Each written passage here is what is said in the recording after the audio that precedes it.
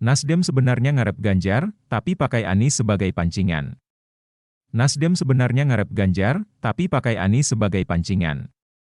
Pada Rakernas Partai Nasdem beberapa waktu lalu, direkomendasikan 3 nama capres yang akan diusung yaitu Anies, Ganjar dan Andika Perkasa. Keputusan akan ditentukan pada November mendatang. Politikus Partai Nasdem Zulfan Lindan mengatakan Anies punya kans paling besar untuk diusung Nasdem sebagai calon presiden pada Pilpres 2024. Anies dinilai sebagai sosok paling potensial dibanding 2 calon lainnya. Ada 3 nama bakal capres. Yang potensial untuk menjadi presiden itu kan 2, yaitu Ganjar dan Pak Anies. Kalau Ganjar itu kan hambatannya secara psikologis, berani enggak dia keluar dari PDIP, kata Zulfan Lindan. Kalau dari sudut pandang itu, Ganjar ini masih berhitung-hitung. Kalau Ganjar enggak berani, ya mutlaklah harus Anies, katanya lagi. Zulfan juga bilang bahwa sinyal Anies bakal terpilih sebagai capres Nasdem belakangan ini juga semakin kuat. Alasannya adalah Anies sudah mengumumkan dia siap maju sebagai capres jika ada partai politik yang mau mengusung. Zulfan mengatakan hingga saat ini komunikasi Nasdem dengan Anies berjalan lancar. Hubungan antara dua pihak itu terus berlanjut lewat dialog intensif. Apakah kalian paham dengan perkataan dari Zulfan? Sekilas Nasdem ingin mengusung Anies sebagai calon presiden. Tapi bukan itu maksudnya. Ini adalah kode politik atau bisa disebutkan sebagai pancingan. Dikatakan dengan jelas bahwa Ganjar memiliki tantangan yaitu apakah dia berani atau tidak keluar dari PDIP agar bisa diusung sebagai capres oleh Nasdem. Artinya, ada kemungkinan Nasdem tidak akan koalisi dengan PDIP.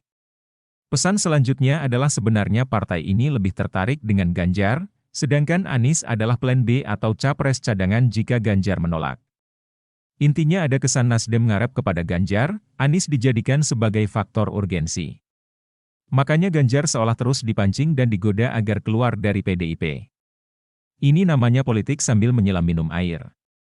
Mengajak Ganjar bergabung sehingga suara besar dari dukungan terhadap Ganjar akan berpindah ke Nasdem, sekaligus bisa menurunkan dukungan terhadap PDIP. Kalau orang biasa saja bisa menebak arah pancingan ini, maka PDIP jauh lebih mampu menebak ini. Dan PDIP rasanya bukan partai yang bodoh-bodoh amat.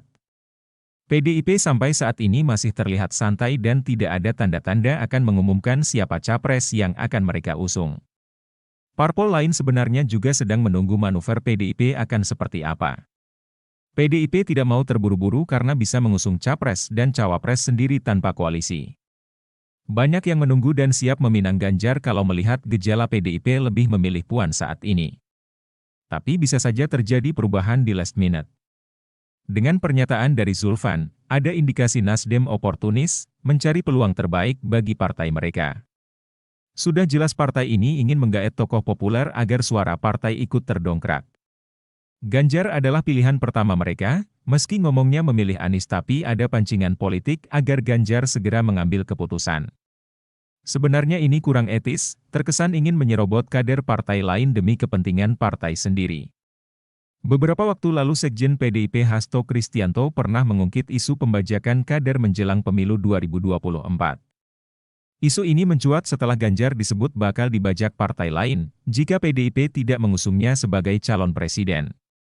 Kita ini parpol, bukan klub sepak bola yang ketika melihat pemain handal dari klub lain lalu kita rebut dia dan membajak pemain sepak bola yang lain.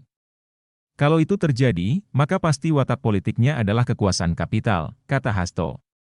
Menurut Hasto, jika praktik bajak-membajak kader terjadi, maka tokoh politik yang dibajak tersebut dipastikan hanya akan digunakan untuk kepentingan kekuasaan kapital, bukan untuk kepentingan bangsa dan negara.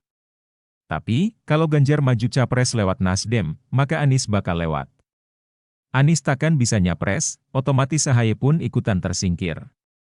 Demokrat dan SBY mungkin bakal nangis berbulan-bulan. Politik ini memang seru tapi menggemaskan. Ada yang diharapkan tapi harus korbankan yang lain.